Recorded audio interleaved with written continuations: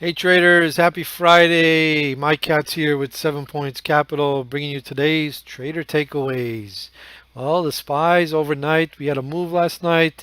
As soon as the news hit that the budget bill was passed in the Senate, we had a push in the spiders in the ES, that is, right here. That was around 10 o'clock, and the market spiked. The rest of the night, it just kind of drifted lower.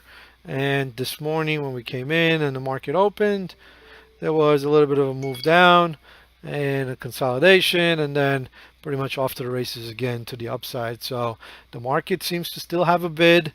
The market is still strong, and earnings are coming out, and lots of good reports are out there. And basically, got to be careful not to be too heavy on the short side. And me personally, I had a couple of trades, too many on the short side. We'll go over them, but it's important to realize what's going on in the market, and the market is still strong right now. So that's the market right there. Let's look at GE real quick. That's been an active one today. Let's look at a daily. And GE reported earnings today, and it wasn't a blockbuster report by any means. It was actually not that good, but it's been in a big downtrend, and it opened down here around low 22s, and it just rallied straight up all day. And we can see the pre-market, we had a nice big drop. CEO came out on TV and mentioned that they've got all kinds of restructuring, and the stock just rallied. And one thing that active traders that trade around inventory, especially market makers, do is, if they have a certain position, that you use gaps to either close out positions or initiate. So if I'm a short trader and I'm trading around a core position, and on earnings, this stock like GE gaps down big, as a market maker, what am I doing? I'm not really going to be selling here.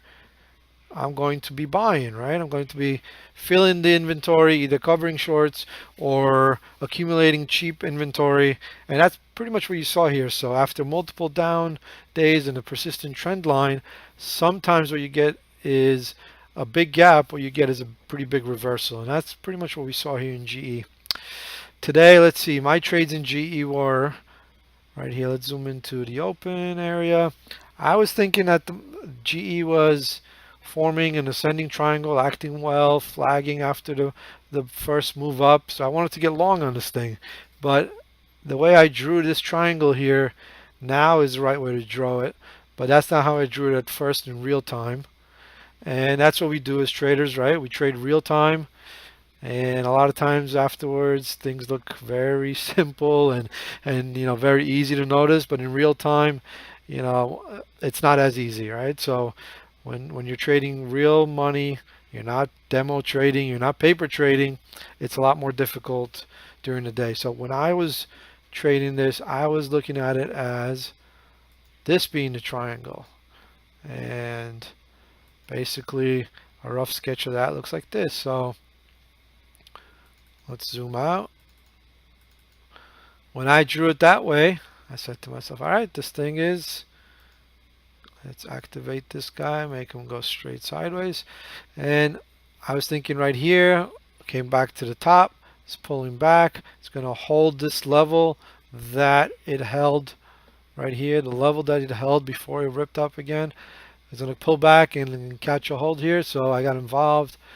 And on the long side, anticipating a breakout, and it just didn't work. It wanted to make a bigger pullback before actually going.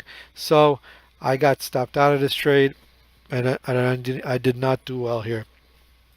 So in real time, things look a little bit different, but the drawing that we had on over here, this was the better one, where you had the lift, pretty big lift, and a pullback with higher lows, ascending triangle with a flat top.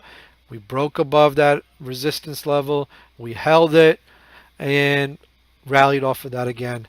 So initial read was wrong as far as how to draw the triangle, and that kind of put me in a spot where I wasn't reading the stock well anymore, and it just wasn't working. So moved on from this one. This one ended up being a red stock on the day.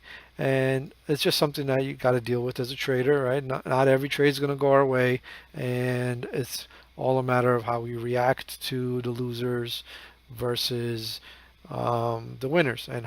And if I start to get nervous and do some pretty wild things, that's usually not a good idea, right? So basically, GE didn't work.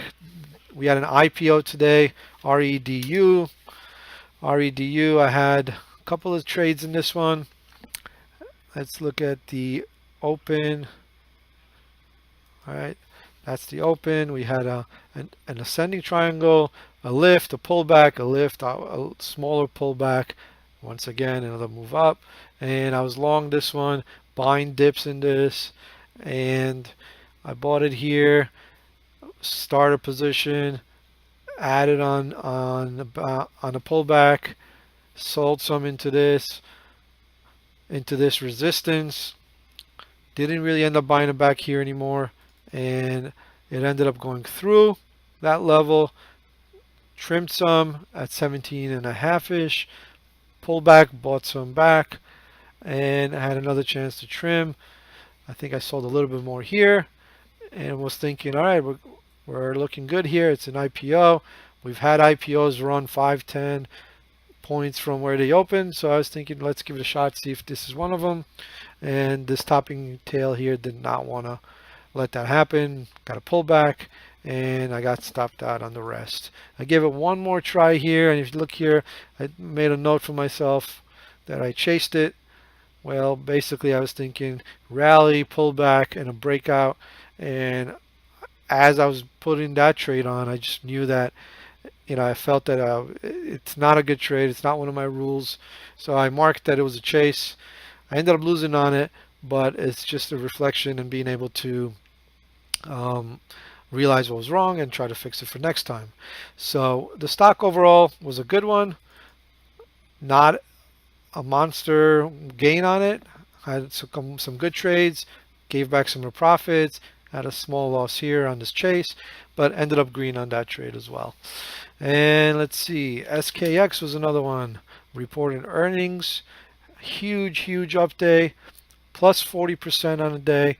And Joe, who sits next to me, one of the newer guys, he basically, one of his setups is that if a stock gaps above, here, let's go back to a longer time frame on this one. Let's go with, instead of 9 months, we'll go with 2 years and see how that looks. So basically, as it pulls back and consolidates and earnings takes gaps above significant resistance, he likes to play that on the long side off the open. And this one was on our watch list. I personally tried this one here on the short side, thinking this is going to make lower highs. Got involved right here, took it off here and took a loss. But Joe had a nice trade in this one where he rode this one off the open, let it run, added it on a dip, got out of the ad, and then trailed the stop for the original core position. And this ended up being a nice day for him. Congrats, Joe.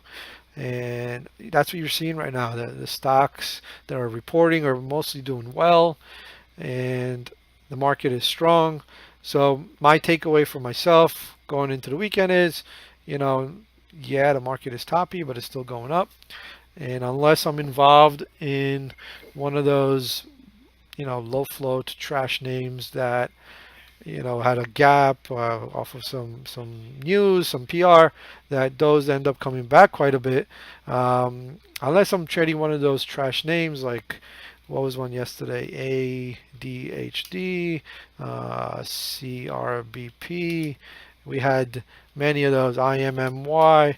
A lot of these guys, when they gap up or rally, that you want to fade those moves. So I got to start differentiating a little bit more there with these, with the trashier names that always pull back versus the real companies that are reporting and doing well.